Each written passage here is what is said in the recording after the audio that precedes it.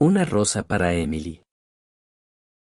Cuando murió la señorita Emily Grierson, todo nuestro pueblo asistió al entierro, los hombres por una especie de afecto respetuoso hacia un monumento caído, las mujeres sobre todo por curiosidad de ver su casa por dentro, que no había visto nadie en los últimos 10 años excepto un viejo criado, una combinación de jardinero y cocinero.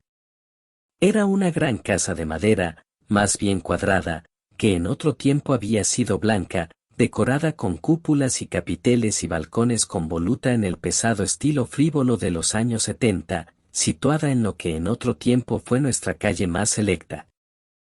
Pero los garajes y las desmotadoras de algodón habían recubierto y borrado incluso los nombres augustos de ese barrio, solo quedaba la casa de la señorita Emily, elevando su terca decadencia coqueta por encima de los carros de algodón y las bombas de gasolina, ofensa a los ojos entre tantas ofensas a los ojos.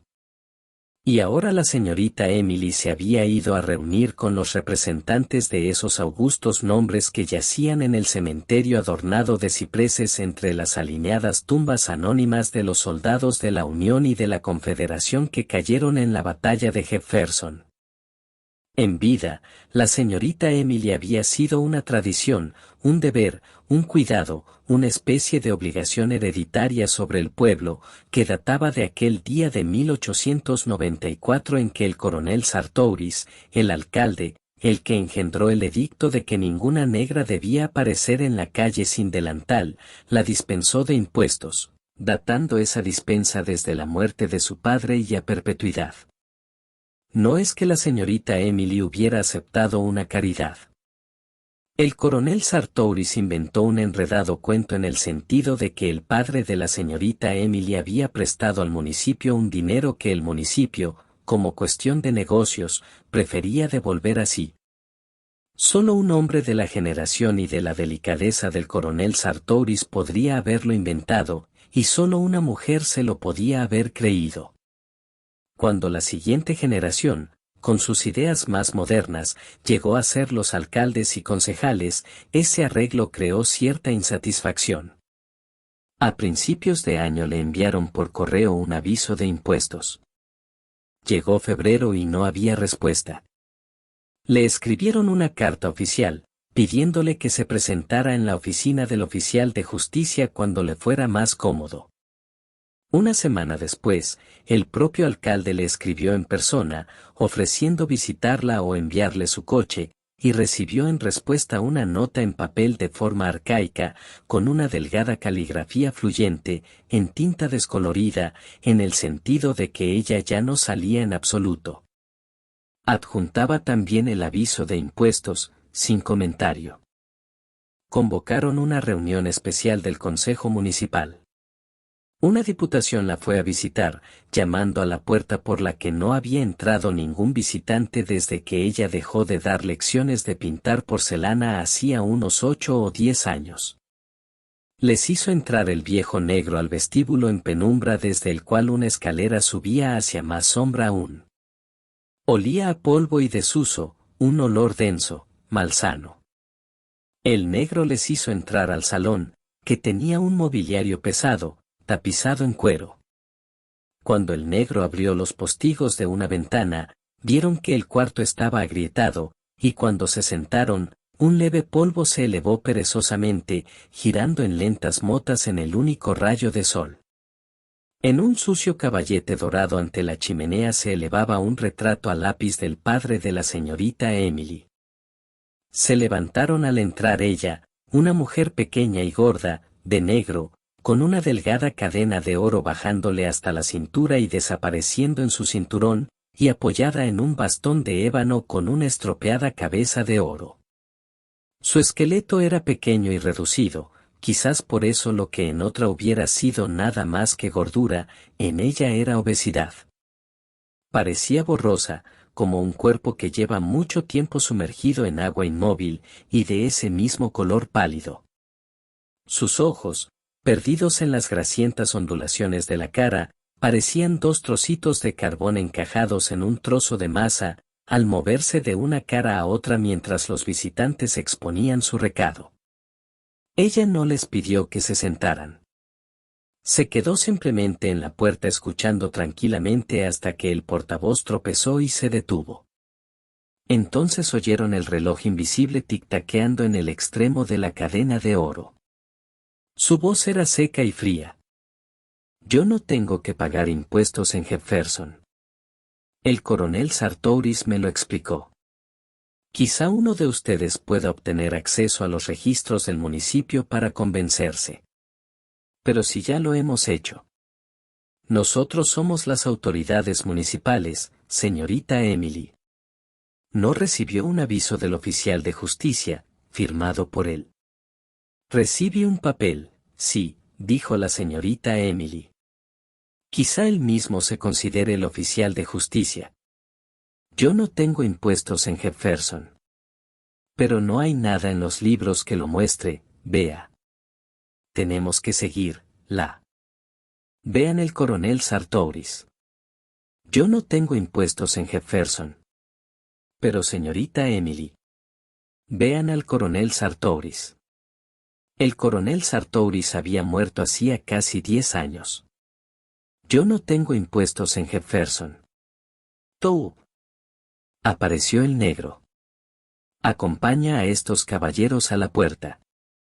Así les venció, en toda regla, igual que había vencido a sus padres 30 años antes con lo del olor. Eso fue 2 años después de la muerte de su padre y poco tiempo después de que la abandonara su novio, el que creímos que se casaría con ella. Después de la muerte de su padre salía muy poco, después que se marchó su novio la gente apenas la vio.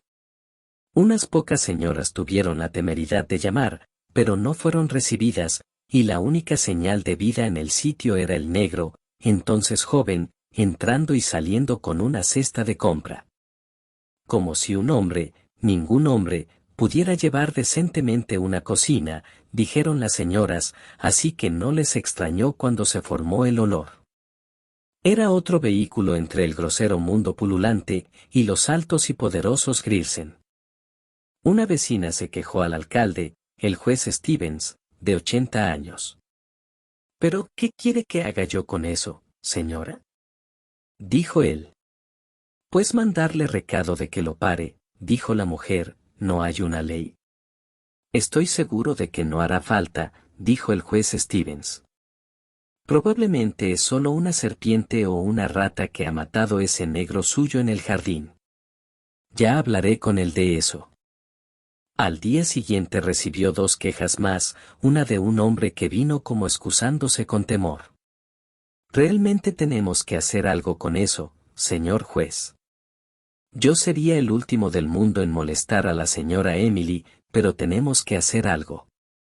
Esa noche se reunió el consejo municipal, 3 barbas entre canas y uno más joven, un miembro de la generación ascendente. «Es muy sencillo», dijo este. «Mándele un recado de que limpie su sitio. Dele cierto tiempo para hacerlo o si no». «Caramba, señor mío», dijo el juez Stevens, ¿va usted a acusar a una señora de que le huele mal la cara? Así que la noche siguiente, 4 hombres cruzaron el césped de la señorita Emily y se deslizaron alrededor de la casa como ladrones, olfateando a lo largo de la base de las paredes de ladrillos y en las aberturas del sótano, mientras uno de ellos realizaba un verdadero movimiento de siembra sacando la mano de un saco colgado del hombro. Abrieron con fractura la puerta del sótano y esparcieron cal viva por allí y en todas las construcciones auxiliares. Al volver a cruzar el césped, se iluminó una ventana que estaba oscura y la señora Emily apareció en ella, sentada, con la luz detrás, y su torso erguido, inmóvil, como el de un ídolo. Ellos se deslizaron en silencio a través de la hierba hasta la sombra de las acacias que bordeaban la calle. Al cabo de una semana o 2 desapareció el olor. Entonces fue cuando la gente empezó a lamentarse realmente por ella. La gente de nuestro pueblo, recordando como la vieja Wyatt, su tía abuela se había vuelto completamente loca al final, creía que los Grierson se consideraban un poco por encima de lo que era realmente. Ninguno de los jóvenes era bastante para la señorita Emily y su gente. Habíamos pensado en ellos desde hacía mucho, igual que en un cuadro, la señorita Emily como esbelta figura en blanco al fondo, su padre, como silueta despatarrada en primer plano, de espaldas a ella y agarrando un látigo, los dos enmarcados por la puerta delantera bien abierta hacia atrás. Así que cuando ella cumplió los 30 años y siguió sola, no nos gustó exactamente, pero nos sentimos vindicados. Aún con locura en la familia no habría rechazado todas sus oportunidades si se hubieran concretado realmente. Cuando murió su padre, se dijo por ahí que lo único que le dejaba era la casa. En cierto modo, la gente se alegró. Al fin podrían compadecer a la señorita Emily. Al quedarse sola y pobre se había humanizado. Ahora ella también conocería la vieja emoción y la vieja desesperación de un penique más o menos. El día después de su muerte las señoras se dispusieron a visitar la casa y ofrecer sus condolencias y su ayuda, según nuestra costumbre. La señorita Emily las recibió en la puerta, vestida como de costumbre y sin rastro de dolor en la cara. Les dijo que su padre no había muerto. Lo hizo así durante 3 días, con los clérigos que la visitaron y con los médicos que la trataron de persuadir de que les dejara ocuparse del cadáver. Cuando estaban a punto de recurrir a la ley y a la fuerza, ella se derrumbó, y enterraron rápidamente a su padre. No decimos que estuviera loca entonces.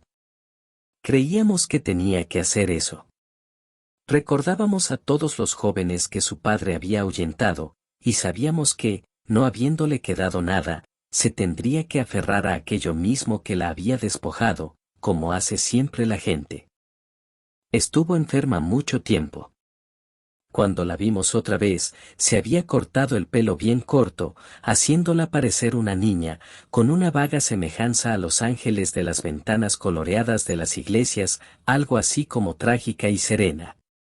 El pueblo había contratado la pavimentación de las aceras, y el verano después de la muerte de su padre empezaron las obras.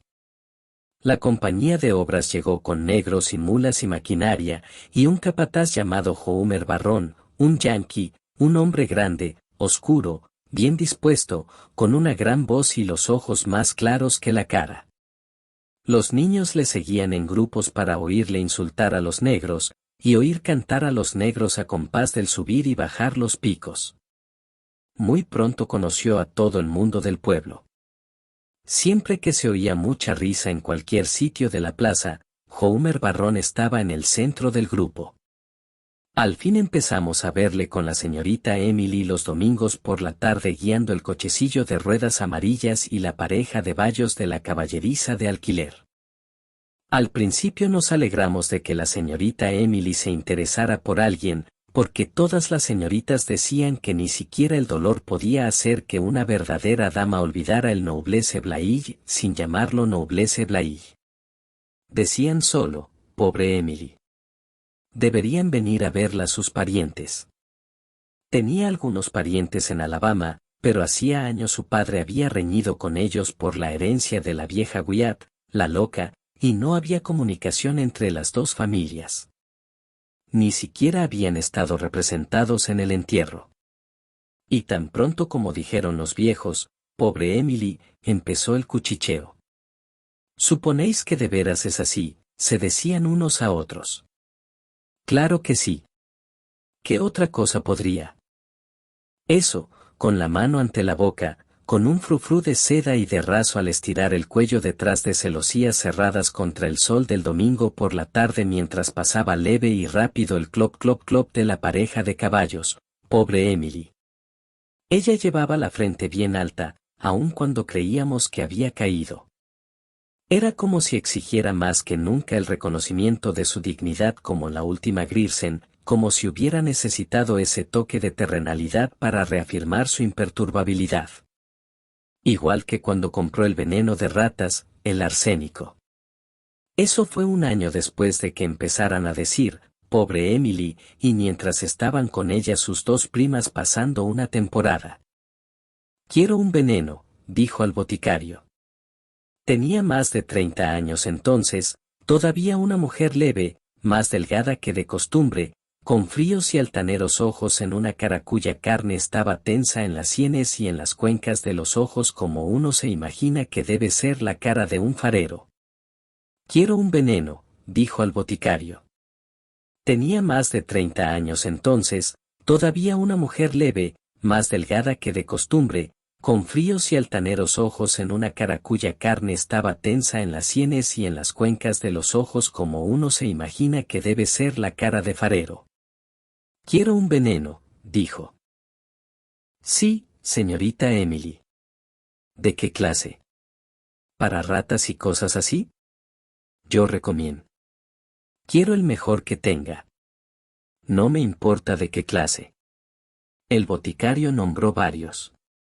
Esos matan cualquier cosa, hasta un elefante. Pero lo que usted necesita es arsénico, dijo la señorita Emily. ¿Es bueno eso? ¿Qué sí es, el arsénico? Sí, señora. Pero lo que usted necesita es. Quiero arsénico. El farmacéutico la miró de arriba abajo. Ella le devolvió la mirada, erguida, con la cara como una bandera tensa. Bueno, claro, dijo el boticario. Si eso es lo que usted quiere. Pero la ley requiere que diga para qué lo va a usar. La señora Emily no hizo más que quedársele mirando, con la cabeza echada hacia atrás para mirarle a los ojos, hasta que él apartó la mirada y trajo el arsénico y lo envolvió. El paquete se lo dio el muchacho negro de los repartos, el boticario no volvió a aparecer. Cuando ella abrió el paquete en casa, estaba escrito en la caja, bajo la calavera y los huesos, para ratas. Así que al día siguiente todos dijimos, se va a matar, y dijimos que sería lo mejor. Cuando se la había empezado a ver como Homer Barrón, dijimos, se casará con él. Luego dijimos, todavía lo convencerá, porque el mismo Homer había hecho notar, le gustaba ir con hombres, y se sabía que bebía con los jóvenes de Elks Club, que él no era hombre de casarse. Luego dijimos, pobre Emily, detrás de las celosías, cuando pasaban el domingo por la tarde en el reluciente cochecillo, la señora Emily con la cabeza bien alta y Homer Barrón con el sombrero echado atrás, un cigarro entre los dientes y las riendas y el látigo en un guante amarillo. Entonces algunas señoras empezaron a decir que era una deshonra para el pueblo y un mal ejemplo para los jóvenes. Los hombres no querían interferir, pero por fin las señoras obligaron a un ministro bautista, en la familia de la señorita Emily eran episcopalianos, a visitarla. Él nunca quiso divulgar lo ocurrido en esa entrevista, pero se negó a volver. Al domingo siguiente volvieron a pasar en el cochecillo por las calles, y al día siguiente la esposa del ministro escribió a los parientes de la señorita Emily en Alabama. Así que volvió a tener bajo su techo parentela de su sangre y nosotros nos arrellanamos para observar la marcha de los acontecimientos. Al principio no pasó nada. Luego nos sentimos seguros de que se iban a casar. Supimos que la señorita Emily había ido al joyero a encargar un conjunto de aseo para caballero, de plata, con las letras HB en cada pieza. 2 días después supimos que había comprado un conjunto completo de ropa de hombre, incluyendo un camisón, y dijimos, están casados. Nos alegramos de veras. Nos alegramos porque las 2 primas eran aún más Grierson de lo que había sido nunca la señora Emily. Así que no nos sorprendió cuando Homer Barrón, las calles ya estaban acabadas hacía tiempo, desapareció. Nos decepcionó un poco que no hubiera una revelación pública, pero creíamos que se había ido a preparar para la llegada de la señorita Emily, o para darle una oportunidad de quitarse de encima a las primas. Para entonces, ya había una conspiración secreta y todos éramos aliados de la señorita Emily, ayudándola a dejar burladas a las primas. Por supuesto, al cabo de otra semana se marcharon. Y, como habíamos esperado todo ese tiempo, al cabo de 3 días Homer Barrón volvía al pueblo. Un vecino vio que el negro le dejaba entrar por la puerta de la cocina después de oscurecer. Y eso fue lo último que vimos de Homer Barrón. y de la señorita Emily durante algún tiempo. El negro entraba y salía con la bolsa de la compra, pero la puerta de delante permanecía cerrada. De vez en cuando la veíamos en una ventana un momento, como los hombres aquella noche cuando esparcieron cal viva, pero durante casi 6 meses no apareció en la calle. Luego supimos que eso también era de esperar, como si esa cualidad de su padre, que había echado a perder su vida de mujer tantas veces, fuera demasiado virulenta y furiosa para morir. Cuando volvimos a ver a la señorita Emily, había engordado y el pelo se le volvía gris. Durante los siguientes años se le puso cada vez más gris, hasta que, al dejar de cambiar, alcanzó un gris hierro de mezclilla. Hasta el día de su muerte a los 74 años, siguió teniendo ese vigoroso gris hierro, como el pelo de un hombre activo. Desde entonces, la puerta de delante permaneció cerrada, salvo durante un periodo de 6 o 7 años, cuando tenía unos 40 años, en que dio lecciones de pintar porcelanas.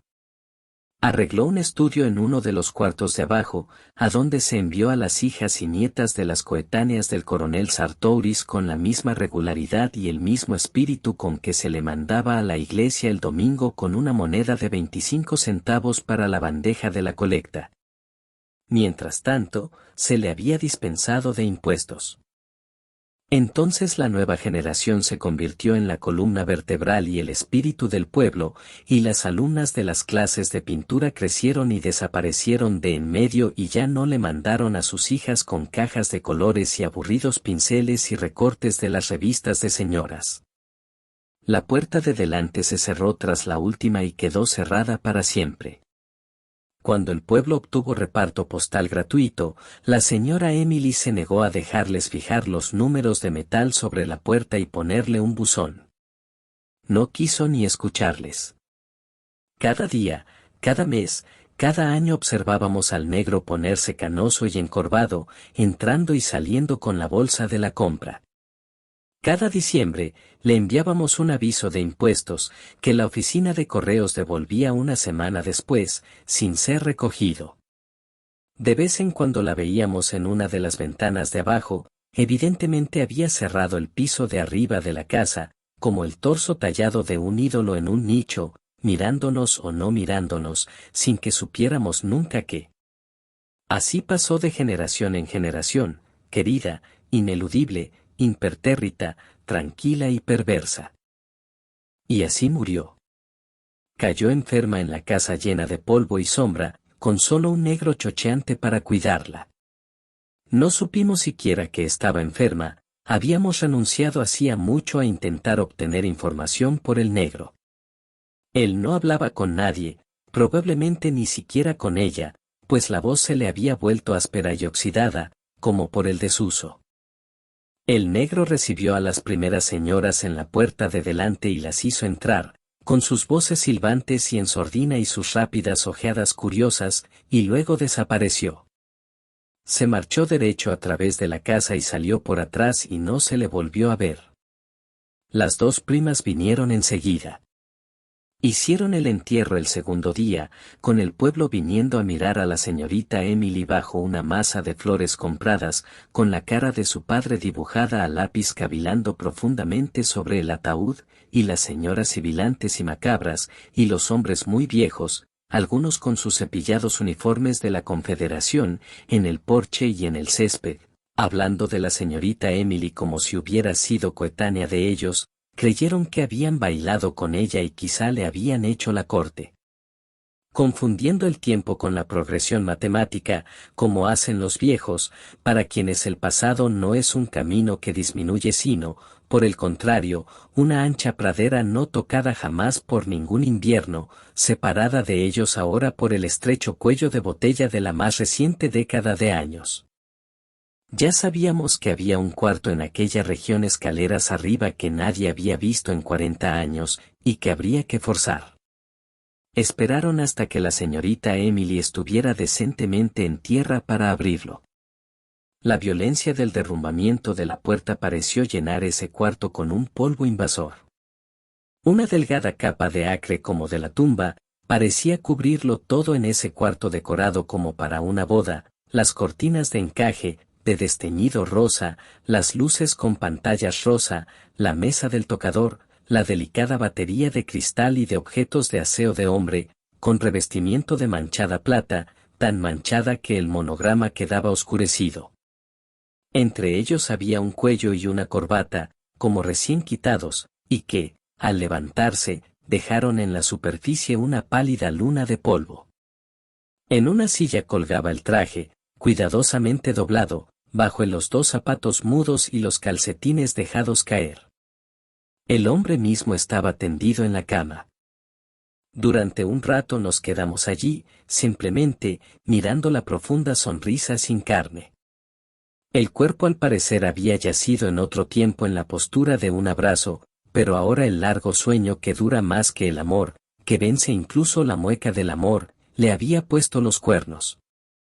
Lo que quedaba de él, podrido bajo lo que quedaba del camisón, se había vuelto inseparable de la cama en que yacía, y sobre él y sobre la almohada de al lado de él se extendía ese liso revestimiento del paciente polvo en espera. Entonces nos dimos cuenta de que en la segunda almohada había el hueco de una cabeza. Uno de nosotros levantó algo de ella, y al inclinarnos adelante, sintiendo en las narices, seco y acre, ese sutil e invisible polvo, vimos un largo mechón de pelo gris hierro.